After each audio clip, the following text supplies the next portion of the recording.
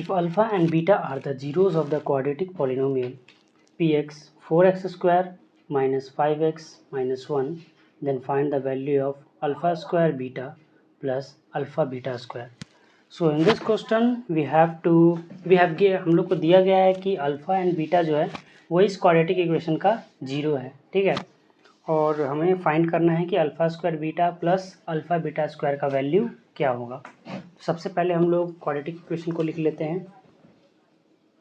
px is equal to 4x square minus 5x minus 1।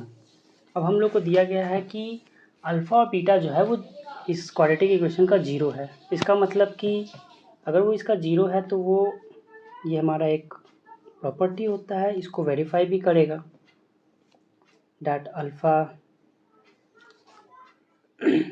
plus beta will be equal to the minus of coefficient of x and by coefficient of x square, and alpha into beta will be equal to the constant term and the coefficient of x square। तो सबसे पहले हम लोग देख लेते हैं, alpha plus beta का value निकाल लेते हैं। माइनस बी, यहाँ पर हमारा माइनस 5/4 डैट इज़ 5/4। हमारा अल्फ़ा बीटा का वैल्यू हो जाएगा -1/4। तो हमें alpha plus beta and alpha beta का वैल्यू पता चल चुका है।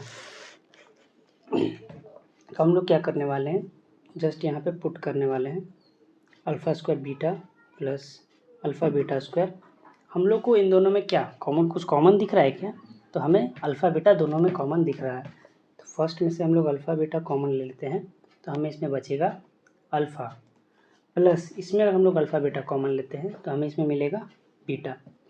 अब देखिए ये हमें इसमें कुछ देखने को मिल रहा है। हमें ऊपर में अल्फ़ा प्लस बीटा का वैल्यू 5/4 मिला है और यहाँ पर अल्फ़ा बीटा का वैल्यू -1/4। बस हमें उसको पुट कर देना है। अल्फ़ा बीटा का value and alpha plus beta का वैल्यू हम लोगों को वहाँ पर से लाकर यहाँ पर जस्ट पुट कर देना है। So putting the value of alpha beta is equal to -1/4 and alpha plus beta is equal to 5/4.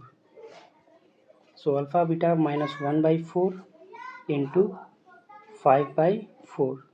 So our answer is -5/16. Thank you for watching this video. And एक और बात, कुछ मिले ना मिले क्लैरिटी ज़रूर मिलेगी।